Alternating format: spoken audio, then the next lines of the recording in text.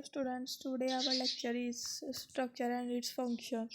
किसका स्ट्रक्चर और फंक्शन पढ़ना है हमने सेल का। तो सबसे पहले डायग्राम आपको दिखाई दे रही है कि प्लांट सेल्स और एनिमल सेल्स। तो प्लांट सेल और एनिमल सेल को तो हमने बहुत डिटेल में पढ़ लिया है। प्रोकैरियोटिक सेल्स और यूकैरियोटिक सेल्स में डिफरेंस जो है वो एक्चुअली प्लांट और एनिमल सेल की स्ट्रक्चर के बारे में ही एक्सप्लेन करना था। तो वो हम लास्ट लेक्चर में पढ़ चुके हैं। तो आज जो हम पढ़ेंगे वो सेल की स्ट्रक्चर क्या है, कि सेल किस चीज़ से मिलकर बना है। तो लेक्चर स्टार्ट करने से पहले मेरी आपसे रिक्वेस्ट है कि आप मेरा चैनल सब्सक्राइब करें, लाइक करें, शेयर करें और बेल आइकन को प्रेस करना ना भूलिएगा। तो चलें हम अपने लेक्चर की तरफ चलते हैं। तो सबसे पहले है table of content. Table of content में हमने सबसे पहले डिफाइन पढ़नी है, इंट्रोडक्शन पढ़ना है, सेल को किसने इंट्रोड्यूस करवाया, सेल थ्योरी पढ़नी है, स्ट्रक्चर पढ़ना है कि सेल का स्ट्रक्चर कैसा होता है। और इस पे स्ट्रक्चर में है प्लाज्मा मेम्ब्रेन होती है, सेल वॉल, साइटोप्लाज्म, न्यूक्लियस और लास्ट में इनकी फंक्शन पढ़नी है। Let's start first heading. तो सबसे फर्स्ट हेडिंग ये है कि डिफ़ाइन कैसे किया सेल को। सेल को डिफ़ाइन कुछ ऐसे करता है कि सेल एक स्ट्रक्चर है, फंक्शनल यूनिट ऑफ लाइफ। मतलब एक किसी न किसी सेल की कोई स्ट्रक्चर होगी और उसका कोई फंक्शन होगा प्रॉपर। तो दूसरी लाइन में उसकी डिफ़ाइन कुछ ऐसे की है उसने कि एक छोटा सा यूनिट है, स्मॉलेस्ट यूनिट है जिसने सारी एक्टिविटीज़ करनी है लाइफ की, और इसके बगैर जो है सेल के बगैर लाइफ पॉसिबल नहीं है। तो सेल जो है वो building block of complex multicellular organism है। मतलब मल्टीसेलुलर ऑर्गेनिज्म जस्ट लाइक हम लोग हैं, हमारे अंदर मल्टीसेलुलर ऑर्गेनिज्म है हम लोग, क्योंकि हमारे अंदर डिफरेंट सेल्स प्रेजेंट है, एक सेल नहीं। अगर एक सेल होगा तो यूनिसेलुलर, जैसे प्रोटोजोआ जो है, उसके अलावा अमीबा, पैरामीशियम, ये सब क्या है, सिंगुलर सेल है, यूनिसेलुलर है, और हम सब मल्टी सेलुलर है। तो ये बिल्डिंग ब्लॉक है, मतलब उसको सेल्स को मिलकर एक बहुत बड़ी बिल्डिंग बनाए हुए है। तो नेक्स्ट हमने पढ़ना है इंट्रोडक्शन क्या है। तो सबसे पहले जो सेल है उसको रॉबर्ट हुक ने 1665 में एक कॉक की स्लाइस से डिस्कवर किया था, इंट्रोड्यूस करवाया था। तो इसने क्या देखा कि ये एक फंडामेंटल यूनिट ऑफ लाइफ है, मतलब इसके बगैर लाइफ पॉसिबल नहीं है। सेल्फ रेप्लिकेटिंग स्ट्रक्चर, मतलब सेल्फ खुद ब खुद डिवाइड होने वाली स्ट्रक्चर है। और नेक्स्ट उसने कहा था कि जो ऑर्गेनिज्म जो कि यूनिसेलुलर ऑर्गेनिज्म है और मल्टीसेलुलर ऑर्गेनिज्म, दोनों के अंदर ही सेल प्रेजेंट होता है, और इसका डायमीटर होगा 2 से 120 माइक्रोमीटर। माइक्रोमीटर है, मैक्रोमीटर नहीं है। माइक्रोमीटर अपने जहन में रखना है। नेक्स्ट हमने पढ़नी है सेल थ्योरी। सेल थ्योरी में 1839 में थीडर शवान ने डिस्कवर की थी। उसने क्या देखा, उसने देखा कि हर ऑर्गेनिज्म एक या दो सेल से मिलकर बना है। एक या दो नहीं, एक या बहुत से सेल से मिलकर बना है। जो सेल्स है वो एक स्मॉलेस्ट लिविंग थिंग है, मतलब एक छोटी सी जानदार चीज़ है जो कि हर ऑर्गेनिज्म के लिए बहुत ही अहम है।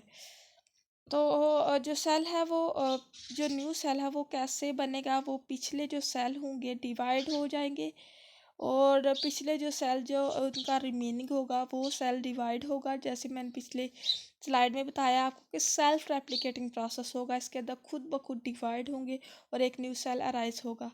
नेक्स्ट स्ट्रक्चर है, और सेल जो है वो डिफरेंट ऑर्गेनेलिज से मिलकर बना होता है। इसकी जो स्ट्रक्चर है उसमें ऑर्गेनेली तो बाद में आएगी, पहले इसकी बाहर की स्ट्रक्चर देखना बहुत इम्पॉर्टेंट है। तो इसमें प्लाज्मा मेम्ब्रेन होती है, सेल वॉल होती है, साइटोप्लाज्म होता है, न्यूक्लियस होता है। वन बाय वन इसको डिस्कस करेंगे। सबसे पहले है प्लाज्मा मेम्ब्रेन। प्लाज्मा मेम्ब्रेन क्या है कि ये हर यूकैरियोटिक और प्रोकैरियोटिक सेल्स दोनों के अंदर प्रेजेंट होती है। थिन होती है, इलास्टिक होती है। थिन मतलब पतली और लचकदार होती है। इसकी जो ऑटोमोस्ट बाउंड्री होती है उसको कवर किए होते हैं। इसमें 60 to 80% protein, 20 to 40% lipids, small quantities of carbohydrate present होती हैं। कोलेस्ट्रॉल भी प्रेजेंट होते हैं इसमें। आपने इसकी क्वांटिटीज़ एग्जैक्ट ही याद करनी है, यही है, ये इंपॉर्टेंट MCQs के तौर पर पूछी जा सकती हैं आपसे। तो नेक्स्ट हम फंक्शन पढ़ते हैं प्लाज्मा मेम्ब्रेन के। ये सेमी परमिएबल है, मतलब कुछ को मटेरियल को अंदर आने देती है, कुछ मटेरियल को बाहर जाने देती है। फिर ये इंटरनल कंपोजिशन, मतलब जो स्ट्रक्चर की इंटरनल कंपोजिशन है उसको मेंटेन करती है। फिर ये केमिकल मैसेज जितने भी होते हैं उनको सेंस करते हैं ताकि ये दूसरे सेल्स को इजीली आइडेंटिफाई कर सके। मतलब जैसे हमारी बॉडी के अंदर न्यूरोट्रांसमीटर होते हैं, न्यूरोट्रांसमीटर हमारी बॉडी को सिग्नल देते हैं ब्रेन को, तो फिर या स्पाइनल कार्ड को, तो हमें पता चलता है कि हमारी बॉडी के अंदर कौन कौन सी सेंसेस हो रही हैं। तो इसी में प्लाज्मा मेम्ब्रेन में एक मॉडल दिया है, फ्लूइड में एक मॉडल। इसको सिंगर और निकलसन ने डिस्कवर किया था 1970 में। इस मॉडल में उसने क्या बताया था, इस मॉडल में उसने बताया था कि ये एक लिपिड बाइलेयर होती है, मतलब लिपिड की 2 लेयर्स होती है, बाई मतलब 2। तो इसमें प्रोटीन मॉलिक्यूल जो वो एम्बेडेड होते हैं, जुड़े होते हैं, और स्मॉल अमाउंट ऑफ कार्बोहाइड्रेट भी इसके अंदर प्रेजेंट होती है, जो कि प्रोटीन और लिपिड के साथ अटैच हुए होते हैं। तो अगर ग्लाइकोलिपिड है तो प्रोटीन जो है वो लिपिड के साथ अटैच होगी, तो ग्लाइकोलिपिड। अगर ग्लाइकोप्रोटीन है, प्रोटीन अगर लिपिड नहीं, प्रोटीन अगर कार्बोहाइड्रेट के साथ अटैच होगी तो ग्लाइकोप्रोटीन बनेगी। नेक्स्ट हमने देखते हैं डायग्राम में। डायग्राम में देख सकते हैं कि जो पिंक कलर में आपको दिखाई दे रहे हैं छोटी छोटी बॉल लाइक स्ट्रक्चर ऊपर और नीचे एक ही सीक्वेंस में, ये दोनों है लिपिड। तो ये लिपिड बाइलेयर बनी। जो इसके अंदर आपको थ्रेड लाइक स्ट्रक्चर में जो है दागे नुमा शेप में आपको ब्लैक कलर में नज़र आ रही हैं, तो ये लिपिड की ही मतलब टेल रीजन है। हेड रीजन पिंक वाला है बॉल शेप, और नीचे टेल रीजन है। तो जो हेड रीजन है वो होता है पोलर रीजन होता है, और नीचे जो है नॉन पोलर रीजन होता है थ्रेड लाइक स्ट्रक्चर वाला। तो प्रोटीन देख सकते हैं आप एम्बेडेड फॉर्म में है, येलो फॉर्म में आपको नज़र आ रही है। तो प्रोटीन जब कार्बोहाइड्रेट के साथ मिलेगी तो ग्लाइकल प्रोटीन, और जब लिपिड जो कार्बोहाइड्रेट के साथ मिलेगा तो ग्लाइकोलिपिड। ये जो आपको नज़र आ रहा है ब्लू कलर में, ये कार्बोहाइड्रेट है। कोलेस्ट्रॉल भी आप देख सकते हैं थोड़ी सी अमाउंट में प्रेजेंट है, ऊपर की फॉर्म में भी और नीचे की शेप में भी। तो ये सेल के इनसाइड सेल भी देख सकते हैं कि इनसाइड सेल क्या है, तो आउटसाइड ऑफ द सेल भी देख सकते हैं। नेक्स्ट अपने पढ़ना है सेल वॉल। सेल वॉल जो है आउटरमोस्ट बाउंड्री होती है सेल की। ये प्लांट सेल्स के अंदर प्रेजेंट होती है, एनिमल्स के अंदर नहीं होती। तो इसकी जो है वो 3 तरह की टाइप्स होती हैं, primary, secondary and middle Lamela. Primary होगी तो ये आउटरमोस्ट लेयर होगी, इब्तदाई है ना, तो ये सबसे ऊपर वाली होगी। तो ये इसका ये देखना बहुत इंपॉर्टेंट है कि ये किस किस से मिलकर बनी होती है। ये सेलुलोज से, हेमी सेलुलोज से। तो ये क्या करते हैं, इसका फंक्शन क्या है, ये न्यू सेल्स को ग्रो करने में हेल्प आउट करता है। तो सेकेंडरी सेल वाल है, ये इनमोस्ट लेयर है सेल वाल की। ये थिक होती है, मतलब थोड़ी मोटी होगी, और रिजिड होगी, सख्त होगी। तो ये इनऑर्गेनिक सॉल्ट, वैक्सीज, क्यूटन और लिग्नन से मिलकर बनी हुई है। तो मिडल मिला जो है वो इन दोनों के दरमियान में प्रेजेंट होती है, इनर और आउटर के दरमियान में प्रेजेंट होगी। सलवार की स्ट्रक्चर आप देख सकते हैं, मिडल अमीला जो है वो देखिए सबसे ऊपर उन्होंने दिखाई है। तो प्राइमरी सेल वाल आप दरमियान में दिखाई है। प्लाज्मा मेम्ब्रेन आपको मैंने पीछे बताया है वो कैसी होती है, लिपिड बाइलेयर है। प्राइमरी सेल वाल आपको देख सकते हैं कि सेलुलोज और हेमी सेलुलोज की माइक्रोफिब्रल दिखाए हैं, मतलब दागे नुमा स्ट्रक्चर दिखाई है। पैक्टर्न देख सकते हैं कि किस तरह की होती हैं, जिससे मिलकर ये प्राइमरी सेल वाल बनी हुई है। तो सेकेंडरी सेल वाल नहीं दिखाई गई। सेकेंडरी सेल वाल जो मिडल अमीला से बाहर होती है, तो मिडल अमीला जो है वो दरमियान में होती है। नेक्स्ट हमने पढ़नी है साइटोप्लाज्म। साइटोप्लाज्म क्या है, ये सेमी विस्कस और सेमी ट्रांसपेरेंट होता है। सेमी विस्कस मतलब हाफ जो है वो मतलब हाफ गाढ़ा होता है, पूरा गाढ़ा नहीं होता, हाफ गाढ़ा होता है। और सेमी ट्रांसपेरेंट मतलब पूरी तरह क्लियर नज़र नहीं आ रहा होता है, हल्का हल्का नज़र आ रहा होता है, ब्लर नज़र आ रहा होता है। तो ये कहाँ प्रेजेंट होता है, ये प्लाज्मा मेम्ब्रेन और न्यूक्लियस एनवेलप के दरमियान में प्रेजेंट होता है। इसके अंदर मटेरियल, वाटरी मटेरियल प्रेजेंट होता है, जैसे इनऑर्गेनिक मॉलिक्यूल हैं, इसमें प्रोटीन, कार्बोहाइड्रेट और लिपिड्स प्रेजेंट होते हैं, इनऑर्गेनिक सॉल्ट्स प्रेजेंट होते हैं। तो इसके अंदर जो है वो वाटर मटेरियल जो है वो दो फॉर्म में है। एक कोलाइडल फॉर्म में है और एक जो है वो जेल फॉर्म में है। कोलाइडल फॉर्म में सोल्यूशन होगा मतलब दानेदार सोल्यूशन होगा, तो वो नॉन विस्कस होगा। वो विस्कस नहीं होगा मतलब वो गाढ़ा नहीं होगा, वो थोड़ा सा पतला होगा। और जो जेल लाइक है वो सही गाढ़ा होगा, मतलब सोल्यूशन जो है वो सही गाढ़ापन होगा। तो साइटोसोल जो है वो भी साइटोप्लाज्म का ही हिस्सा है। ये जो जब सॉल्युबल पार्ट होता है साइटोप्लाज्म का तो उसको साइटोसोल कहते हैं। इसमें 90% वाटर प्रेजेंट होगा, जिसमें आयंस और स्मॉल मॉलिक्यूल्स प्रेजेंट होंगे। जेल लाइक सोल्यूशन होगा तो लार्ज मॉलिक्यूल्स जो है वो क्लाइडल फॉर्म में होंगे, जेल लाइक में स्मॉल मॉलिक्यूल होंगे, ताकि वो इजीली सॉल्युबल हो सके। क्लाइडल फॉर्म में सॉल्युबल नहीं होंगे।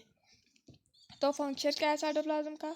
फंक्शन ये है कि ये प्रॉपर जो है वो स्पेस देता है सेल ऑर्गेनेल्स को फंक्शन करने के लिए, ताकि इसके अंदर जो भी बायोकेमिकल और मेटाबॉलिक रिएक्शन होते हैं वो इजीली हो सके। तो बायोकेमिकल रिएक्शन में क्या आते हैं कि जैसे इलेक्ट्रॉन ट्रांसपोर्ट चेन है, एटीपी है बननी होती है इसमें, तो इसके लिए स्पेस प्रोवाइड होती है, तो वो देता है सेल। और इसके अलावा मेटाबॉलिक रिएक्शन में है मतलब आप देख सकते हैं डाइजेशन है, रेस्पिरेशन है, ब्रीथिंग है, ये सारे प्रोसेस जो मेटाबॉलिक रिएक्शन है, तो ये भी सेल इसके लिए भी स्पेस प्रोवाइड करता है। नेक्स्ट ये है कि ये इम्पॉर्टेंट फंक्शन है कि ये स्टोर हाउस आता सेल है, और इसके अंदर वाटर मटेरियल होती हैं, तो ऑर्गेनेल जो है वो इजीली मूव कर सकते हैं। तो आप देख सकते हैं साइटोसोल और साइटोप्लाज्म की डायग्राम। तो सबसे पहले है सेल मेम्ब्रेन, आप देख सकते हैं डार्क ग्रीन कलर में आपको दिखाई है। एंडोप्लाज्मिक रेटिकुलम है, ये हमें लास्ट में ऑर्गेनेलिस पढ़ी थी। Nucleus, nucleolus, cytoplasm. साइटोप्लाज्म देख सकते हैं कि आपको लाइट ग्रीन कलर में दिखाई दे रहा है, और सॉल्युबल पार्ट जो है वह फिर मतलब पेल ग्रीन कलर में आपको दिखाई दे रहा है, तो ये साइटोसोल है। सॉल्युबल पार्ट है ना, तो इसलिए। तो साइटोसोल का फंक्शन उसने दिया है कि इसके अंदर फ्लूइड प्रेजेंट होता है जो सेल मेम्ब्रेन के अंदर होता है। तो साइटोप्लाज्म क्या है कि ये सेल का कंपोनेंट है, सेल का अहम हिस्सा है, जो कि सेल मेम्ब्रेन के अंदर प्रेजेंट होता है। तो सबसे लास्ट में हमारा रह गया न्यूक्लियस। तो ये एक प्रोमिनेंट न्यूक्लियस होता है, ये यूकैरियोटिक सेल्स के अंदर प्रेजेंट होता है। प्रोमिनेंट मतलब clear, clear nucleus eukaryotic cells के अंदर प्रेजेंट होगा। एनिमल सेल्स के अंदर जो है ये सेंटर में प्रेजेंट होगा, और प्लांट सेल्स के अंदर ये एक साइड पे। क्यों? क्योंकि प्लांट सेल्स का जो वैक्यूल है वो लार्ज साइज में होता है और वो दरमियान में प्रेजेंट होता है, तो सो न्यूक्लियस जब स्मॉल साइज में होता है वो साइड पे प्रेजेंट होगा। एनिमल सेल्स का न्यूक्लियस बड़ा होता है, वैक्यूल छोटा होता है, इसलिए ये सेंटर में प्रेजेंट होगा, और वैक्यूल जो वो साइड पे प्रेजेंट होगा। तो न्यूक्लियस जो है ये डबल मेम्ब्रेन बाउंडेड होता है। न्यूक्लियर मेम्ब्रेन आपको दिखाई दे रही है, न्यूक्लियर इन्वेलप होता है, जैसे ये आपको ऑरेंज कलर में, पीच कलर में कह ले नज़र आ रहा है, ये सबसे ऑटोमोस्ट बाउंड्री है। तो ये बाउंड किए होते हैं, डबल मेम्ब्रेन है सेल का, न्यूक्लियस का। न्यूक्लियस जो है वो इसके अंदर डार्क स्पॉट होता है, इसको जो आपको रेड कलर में दिखाई दे रहा है, ये है न्यूक्लियोलस। न्यूक्लियोलस के अंदर जो है वो क्रोमेटिन मटेरियल प्रेजेंट होता है, और प्रोटीन प्रेजेंट होते हैं जो हेल्पफुल होती है बाद में क्रोमोसोम्स के बनाने में। तो न्यूक्लियर पोर्स प्रेजेंट होते हैं। न्यूक्लियर पोर्स इसलिए प्रेजेंट होते हैं ताकि को सेमी परमिएबल के तौर पर काम कर सके, मतलब सेल्स को बाहर और अंदर की तरफ मूव करवाया जा सके मटेरियल्स को। तो that's all about your lecture. Thank you for watching my videos. Please share, subscribe and like my channels. God bless you.